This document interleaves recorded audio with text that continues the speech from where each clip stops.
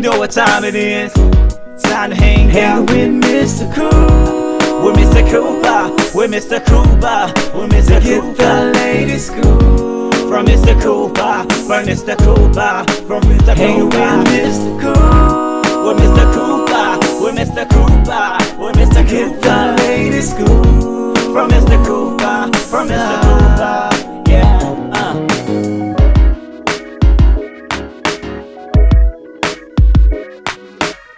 Welcome to the Big Scoop with Coop. I'm your host, Coop. Season 9 still going strong, people. If you haven't, make sure you go to thebigscoopwithcoop.com to catch episodes from Season 1 all the way to Season 9. Big shout outs to everybody that's watching on Facebook right now, facebook.com/The Big Scoop with Coop. Also, everybody that's watching on Instagram, what's going on? IGTV, baby. That's right. Catch me at Big Scoop with Coop. Also, catch me on YouTube. Go to youtube.com. Look up The Big Scoop with Coop. Make sure you click like and subscribe and turn on those post notifications so you won't miss one episode of The Big Scoop with Coop. All right, people, enough about me. Today, today's guest, I have an actor, director, producer, doing big things in the movie industry. Ladies and gentlemen, I have Michael Simon Hall. Like I said, Michael is doing big things. He has a movie that's coming out May 28th on demand and in theaters that's called Women. You want to make sure you do check this movie out. Great movie. He's actually got other projects coming on. We're going to talk to him about his career. We're going to talk about how he started his career. We're going to talk a little bit about women also. Not women in general, but the movie Women. So we will talk to him also about that. Also, I'm going to show you the trailer to the movie Women. After this trailer, we will chop it up with Michael. Let's see what's going on with him. Ladies and gentlemen, Michael Simon Hall, right after this trailer. It's called Women. Society evolved in terms of beauty standards. I didn't know you worked here. Yes. I could give you a ride. Well, I better get going.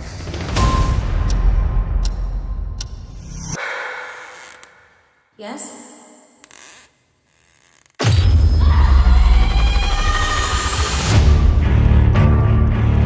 So you're telling me we got nothing?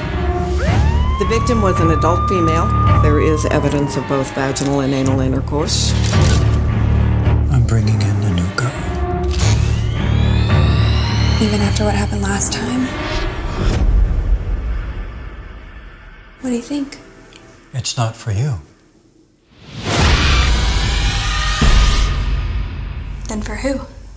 You know who. I can't stay here. He's watching us. Remove your pants.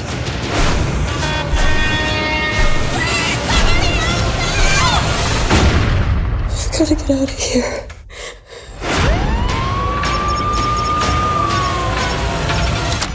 Don't even think about escaping. What? No. No.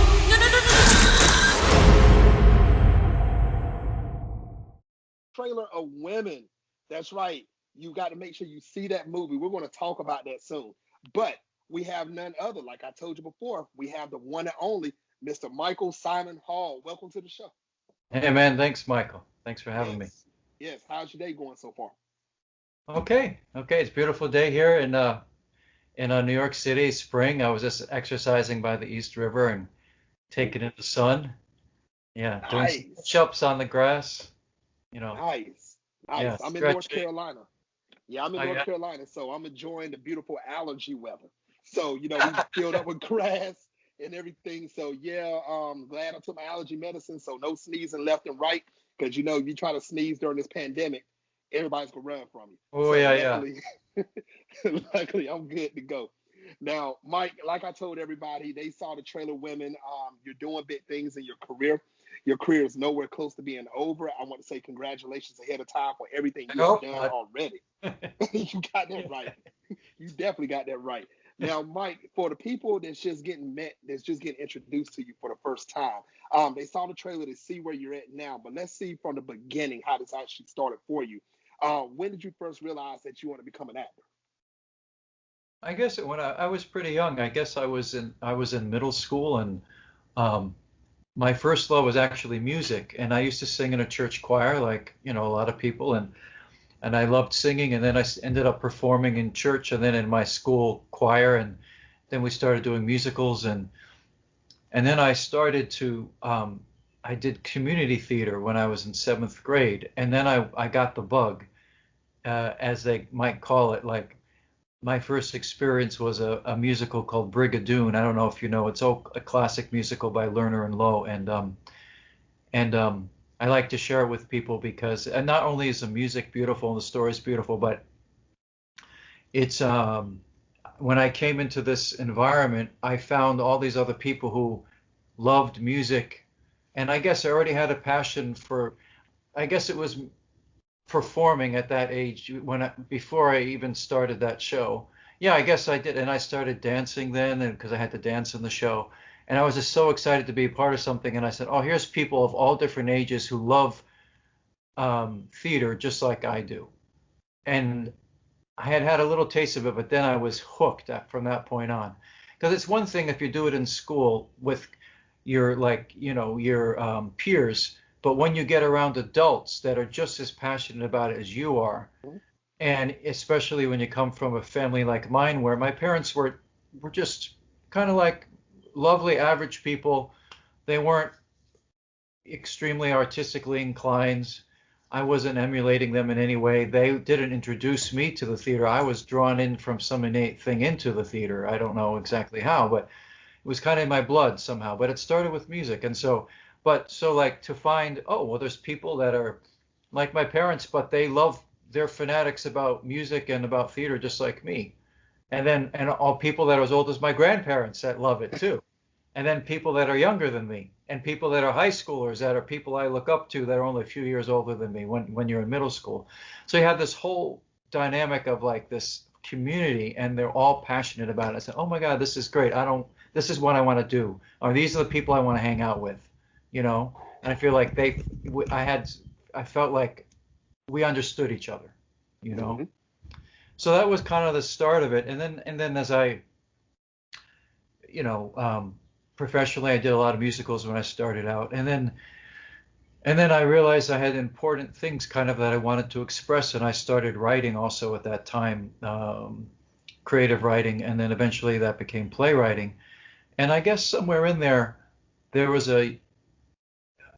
some kind of yearning about, it wasn't just about being on stage or the exhilaration of performing, but about communicating something to an audience and kind of getting in connection with something deep inside yourself that you wanted to share with the audience and being able to affect them in a positive way. And it's just a magical kind of thing, you know. It's art. It's kind of hard to put your finger on it, you know, but you know, so yeah, that's kind of where it started. Nice. Now, Mike, you did your thing, like you said, for the musical, and then it went into writing, and then it went into playwriting. Now, with you building up your levels the way you were doing, what type of hurdles did you go through to get to where you are today? Oh, how much time do you have? We need to make this into a 6-part miniseries. I mean, I've had countless barriers. I mean, you know, there's all kinds of barriers. I mean, anything you want in life, I think that you try that is really worth achieving, you're going to have some barriers. You know, if it comes easy to you, maybe it's not it's not that exciting. And of course, you don't want too many barriers. I mean, you know, sometimes it's extremely daunting business. And, you know, at different times, there's been different kinds of barriers. You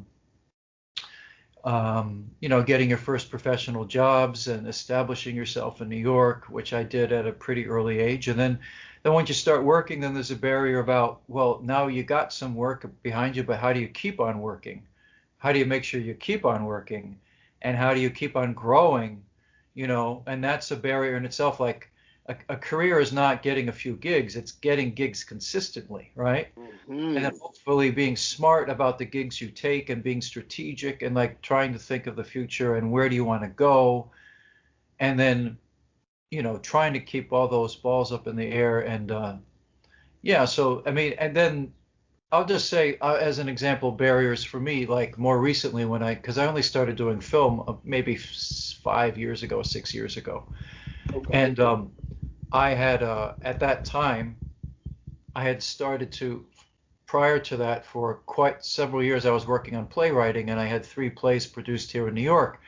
But I missed the visceral experience of being on stage and that connection you make with an audience and that being in the moment that you can't get when you're a writer.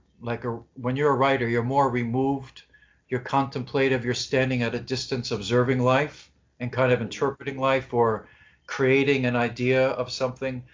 And so it's more insular and it's more in your head, and so, but when you're a performer, you have to be out, and you have to be in communication with people and be very alive. And so I missed that experience. And so, and then I thought, well, you've never done film and TV. The thing is, I realized, Michael, when I was young, I got so comfortable being on stage, like the stage was my home. And I took it for granted how comfortable I felt there. And there was a barrier first of the comfort of working on a set and just being on a set and working with cameras and having a camera in your face a lot of the time. And having to deal with that and going from being able to communicate in a relatively large space to communicating in a smaller space is what happens on film a lot, or the focus can be very much smaller. So I had to get used to that. So there's this learning about that, but I'll tell you, one of the barriers was that I went back to my agent after almost 10 years of not really not performing that much. And then I said, hey, I want to start auditioning again. And now I'm an older guy, now a middle-aged guy, different type, different category, different kinds of roles. And he was discouraging to me. He said, oh, Mike, do you really want to do that? He said, it's so hard now to get work. And he was really discouraging. And he said, you already have to be famous before you can even get booked at anything. And I basically said, screw you, Exactly. I said, my words, when I got off the phone, my words were harsher than that, but it was like, F this, it's like, no, I want to do this and I'm going to work it out. And so I started on my own. I had to find a new agent and it took a while. Mm-hmm. And so there was the barrier of entry point that I didn't have any, I had just some maybe little student films that I had done. And I had to start really building a body of work, and that took a few years. But because of my theater experience, my background, I was able to leverage that to get seen for things and I already had a track record as an actor, so that really helped me. But it's a different set of relationships when you move into film and television than the same people who cast you for theater.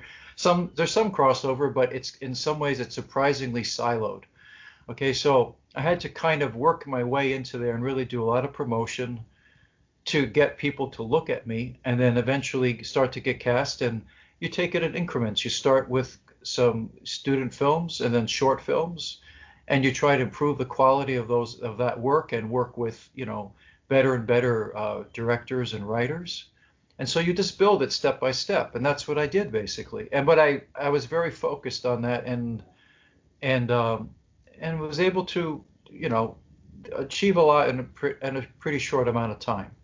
Now, Michael, yeah, bringing that up right there. I hate to interrupt you, but this is something that's heavy on my mind. Something you just said. Now, your first agent basically gave up on you. You might as well say, and that's sad because of the talent that you have. That's sad. Now, for the people that's watching worldwide right now, what would you tell them? I know you said build up your work, but what was your initial steps of saying, hey, I got to get this new talent agent or another talent agent to look at me? Because a lot of people feel like it's very hard to get a talent agent. And don't get me wrong, it is, because you got competition galore out here. So what did you do? Was it the student work and the films that you did to actually bring that talent agent to look at you? Or did you reach out to multiple talent agents saying, hey, this is what I've done? Both. What would you say to that?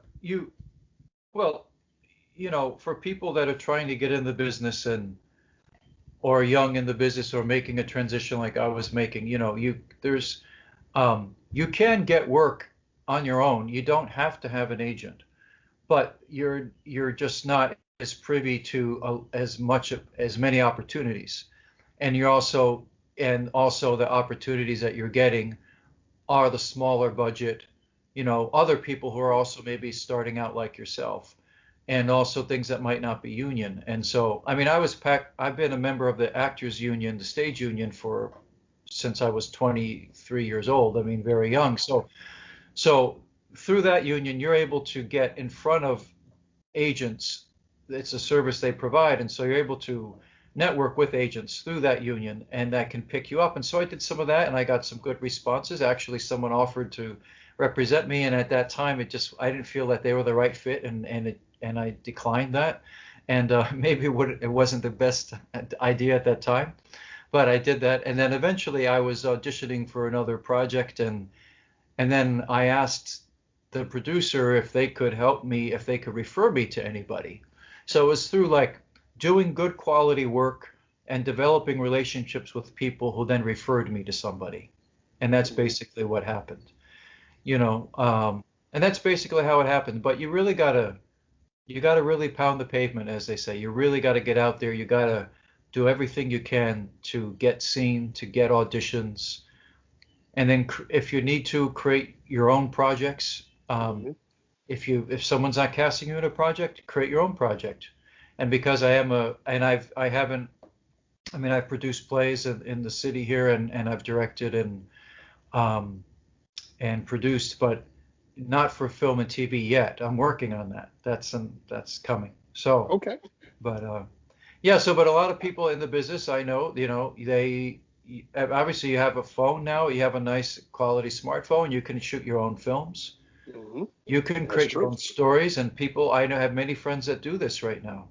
I mean, and it's great, and you can create quality work that way, and you can, you're working on your skills, you're networking, you're expanding as you keep on doing all the other actions at the same time.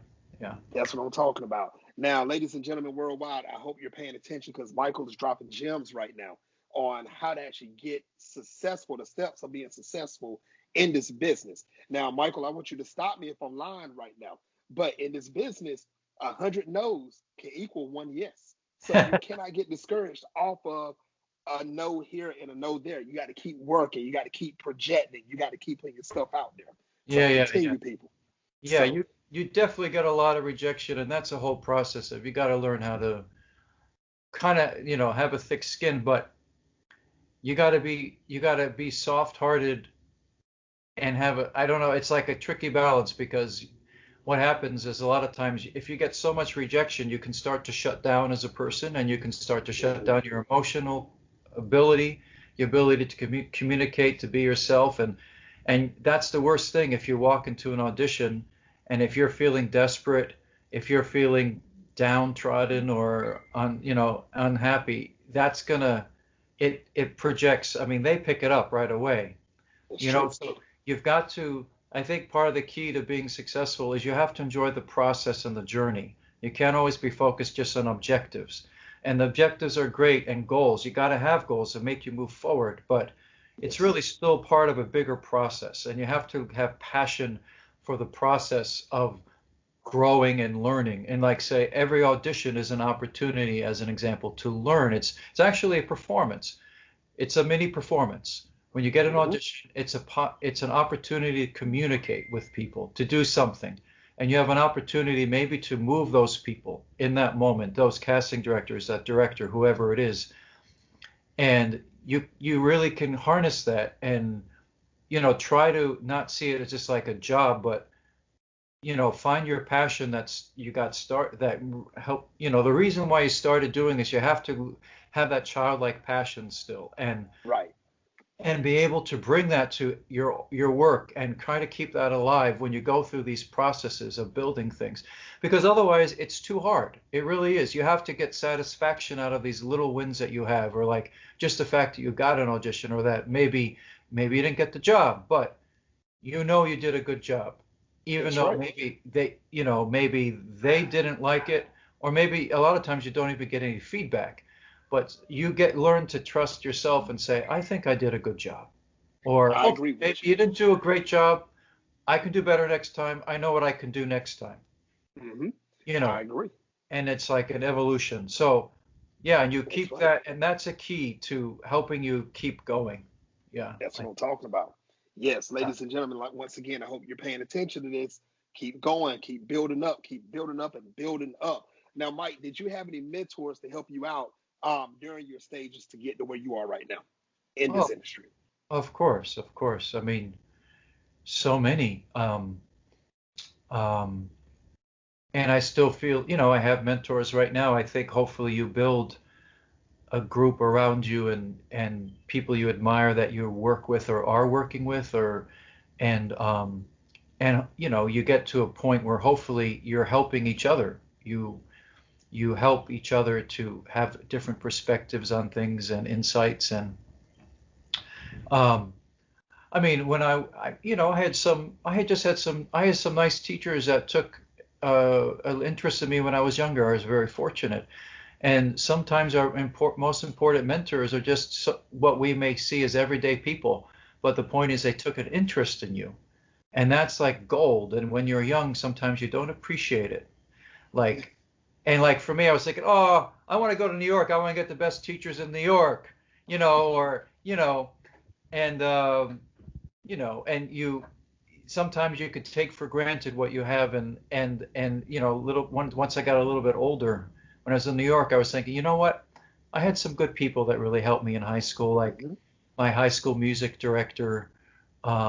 His name was Bill Gagnon, and he had great pride in our musical theater department, and he really helped me a lot. Um, and I also had a playwright. See, these are people you won't know, right? I mean, Right. obviously they're not, but they meant so much to me.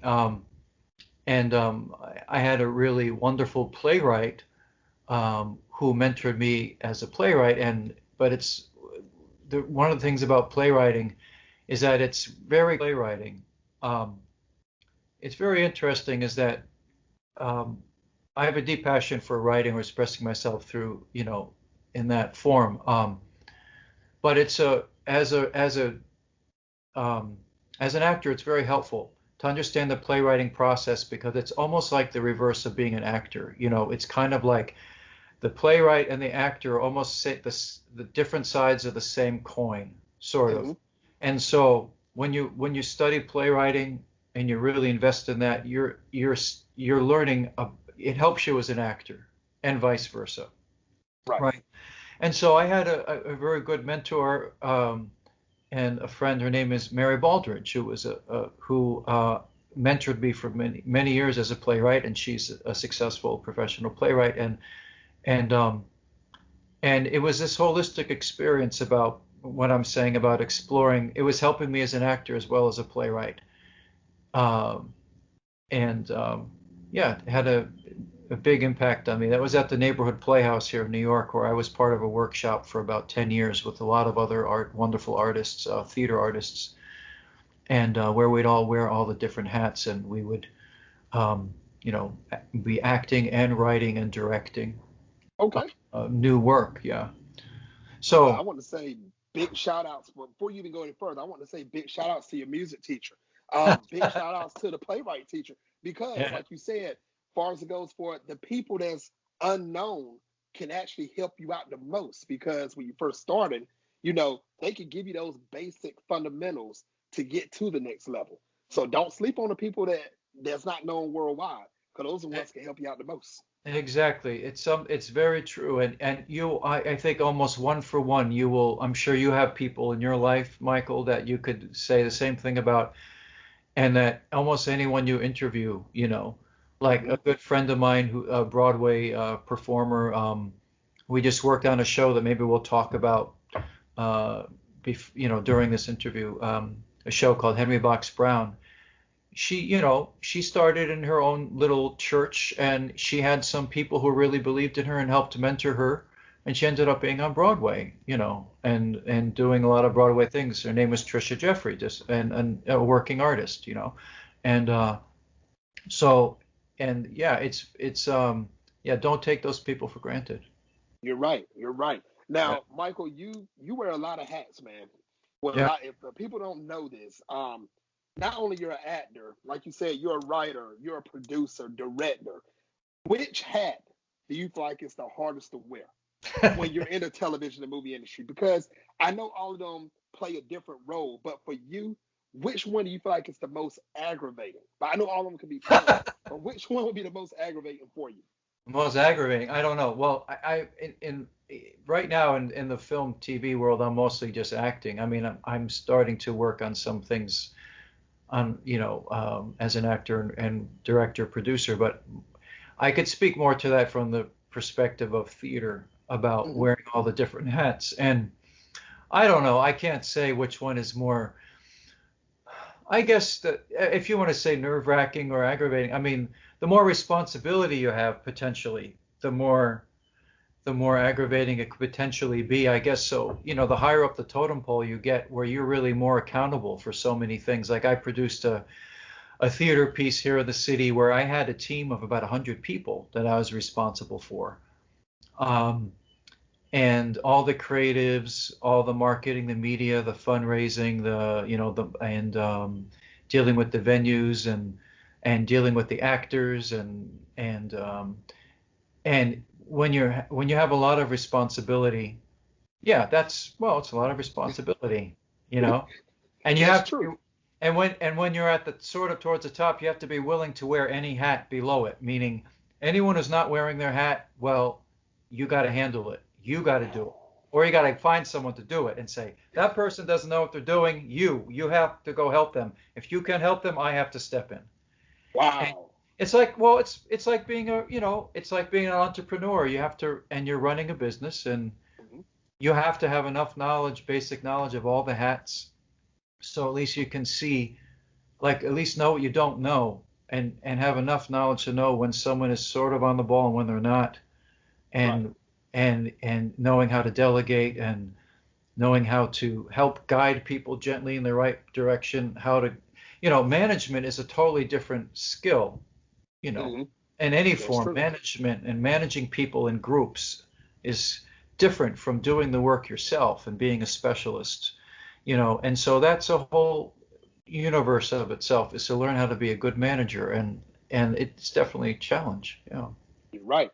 Ladies and gentlemen, hope you're listening, because like you just said, you got to have a balance, because you never know. Michael can be producing a show and then the actor wants to act silly, or the actor don't go up to par, or it can't even be there. You never know what hat you got to take off to put on and to do what you have to do during this. So, Michael, congratulations to you, because I believe you wear these hats to the point where if you have to throw one off, you could put one on and be right there in the middle of it. Yeah. Now, talking about switching hats, I want to talk about this movie, man, that you've been in.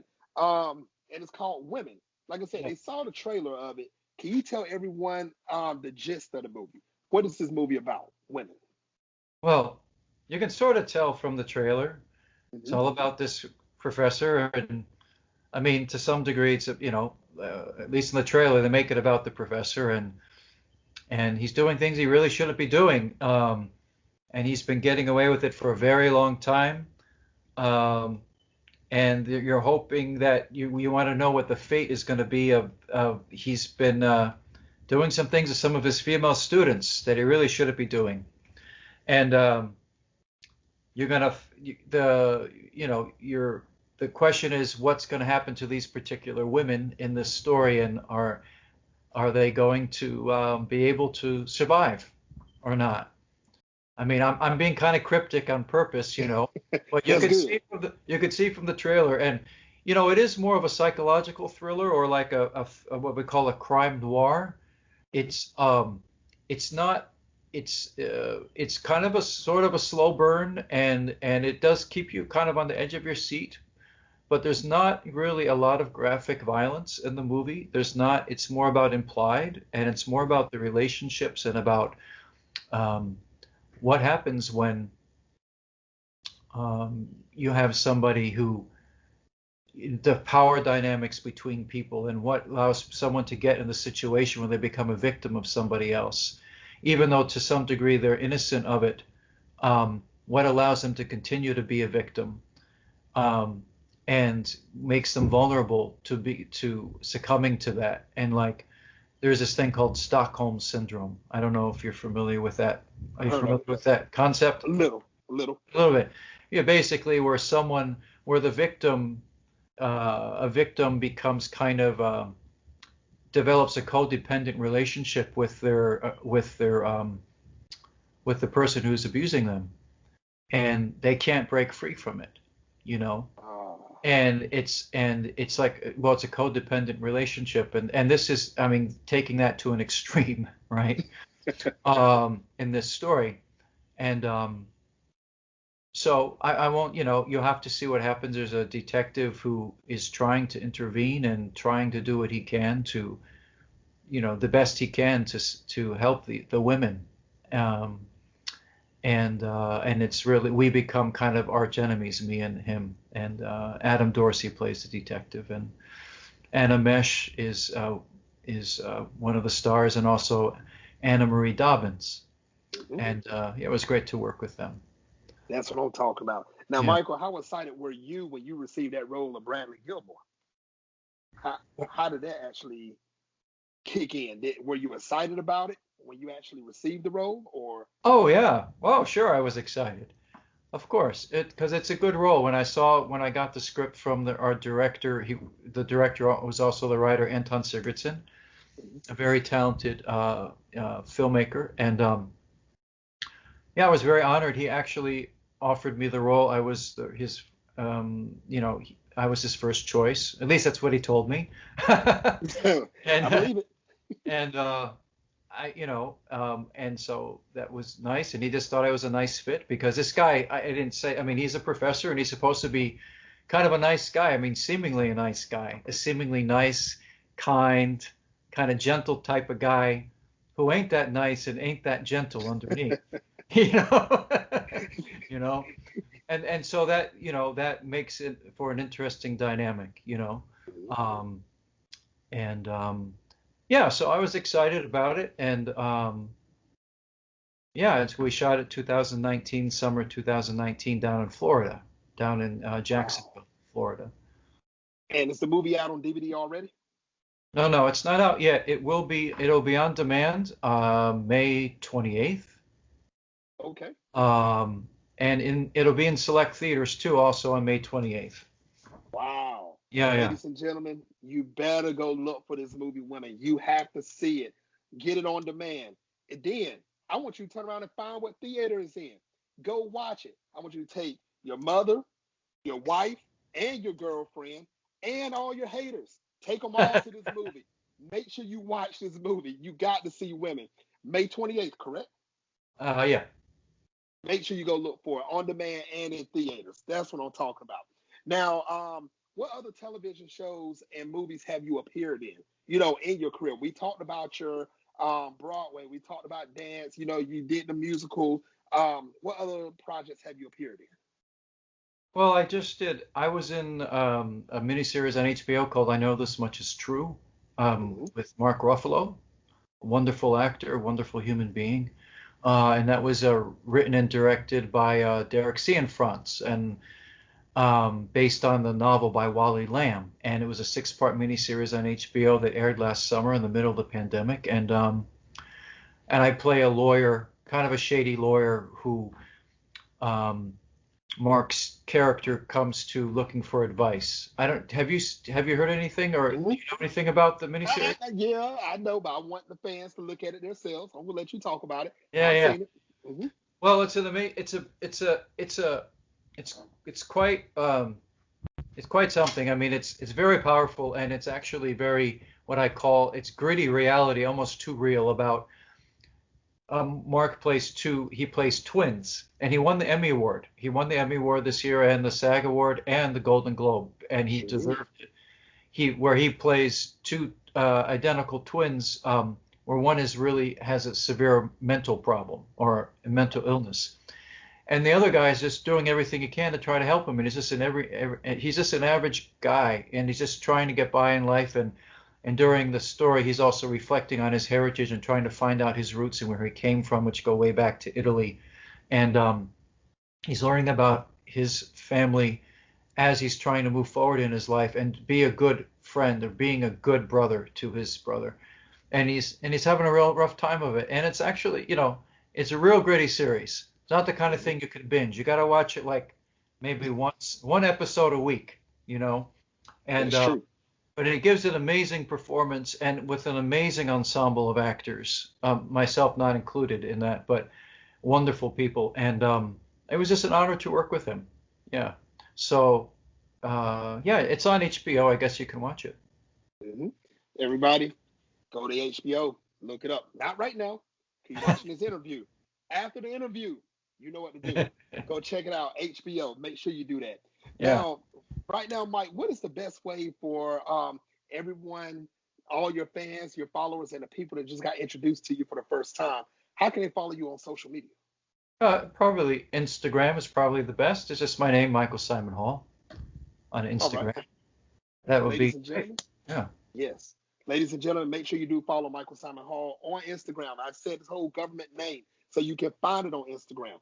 Make sure you look for him because you never know what else he's going to be doing new. And I guarantee he probably going to post it on Instagram when he's actually doing something new. So follow him, follow him, follow him. You want to make sure you keep up with Mike because, like I said, he's doing big things, very, very big things. Now, Mike, like I said, there's a lot of teenagers, young adults, and adults, male and female, that's watching this right now. What advice would you give any male or female that wants to become an actor, actress, producer, director? You dropped a lot of jewels through this interview, but is there any other advice that you would give them right now for them to get started? Oh, geez. I don't know. It's kind of hard. Um, I think you should, if you're going to do something, really fully commit yourself to it and really learn about it. Really, sometimes it's with art and doing creative endeavors or something. Sometimes people, again, get caught up in an idea about what they think it's like and dreams and big goals. And you have to really study the craft of whatever it is that you want to learn and really dedicate yourself to that. And again, about what I said about finding the passion in it. And you have to know whether you have a deep passion for it. And if you don't have a deep passion for it, it's probably not for you. And that passion has to go beyond whether anyone accepts you, whether or not you get success right away, whether or not people agree with you about what you want to do with your life or at this point in your life. Your passion has to supersede all that. And you have to have some kind of deep belief in yourself, and that's something you can nurture. I think that you can develop it, but it has to be a sincere passion, an authentic passion, and then with that, then you have to really train yourself. And there's many different ways to study. There's many different ways to learn, through formal education and informal education, and a lot through practice and just doing, practical doing. Really, some people, again, get caught up in the idea of things and they don't do the work quite that they really should be doing.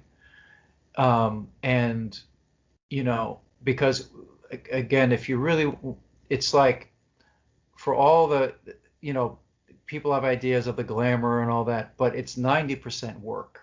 Maybe 10% of a little icing on the cake, or something exciting happens and you get to go to some cool party and meet some cool people or whatever. It's like, but 90% of the time it's work. And it's about keeping that passion alive, sincere passion, Yeah. Ladies and gentlemen, once again, if you feel the passion, go for it, because that's your body, your heart, and your mind telling you, hey, you want to do this thing. If you're not feeling anything, it might not be for you. So make sure, if you really want to be in this business, in this television and movie industry, you know what? Even outside the television and movie industry, whatever you're doing, I don't care if you're an entrepreneur, I don't care if you're a plumber, it doesn't matter. If your mind and your heart is set to it, you run with it. That's your passion, go for it. Now, Mike, I know you're a busy man. I'm not going to hold you much longer, but we're at the last segment of the show. And this right here is called Take the Floor. Now, Mike, you have up to 2 minutes to say whatever you want to say. No questions asked. Mike, take the floor. Oh, thanks, man. Well, I just, Mike, when Michael told me about this, I just thought of this little card I have. there's a saying, I want to share it with everybody because this is something that I try to keep in mind, and I've been doing this for since I was in my early 20s. It says, do what you can where you are with what you have. It's a quote from Theodore Roosevelt. And I just want you to take a look at that. And the thing is that it's very simple, but I think it's very powerful, is that no matter where you are in life, you can always move forward, and you have to be able to be willing to just take stock and accept where you happen to be at that moment in time. And that instead of looking at what you don't have, look at what you do have, because you always have things that you can use. Your intelligence, your awareness, your ability to make a decision, and many other things that a lot of times we take for granted. And you do have control, maybe more than you think you do. And you do what you can. You do what you can, and don't think about what you can't do. You take the actions you can take. And I think if you combine all those things together, you can make progress, and you can set yourself on the road to accomplish almost anything. Wow. Wow. That was deep, people. You better take that to heart, everybody. Seriously. On a serious note, thank you for that quote, because that right there should light a fire inside of you, inside of me, and everybody that's watching. So this shows you have it. What you have in your life, what you have in your hands right now. Run with it. Use it. Don't look at what everybody else have. Work with what you have. Exactly. That's what I'm talking about. Yes. Now, once again, everybody, make sure you go follow Michael on Instagram. You want to make sure you keep up with him. Make sure May 28th, you do go on demand and in theaters. I don't care if you watch on demand first and then you pack the car up and you go to a theater and find that movie. You go watch it again. Make sure you check out Women, May 28th. You want to check it all out. Michael, thank you very much for coming on the show, and I'd love to have you back on in the future. Sure, man. Thanks a lot, Michael. Great talking to you. Oh, yes. Now, everybody, get ready, because our next guest is, I never announce my next guest. You have to stay tuned. That's right, people. Until next time on the Big Scoop with Coop.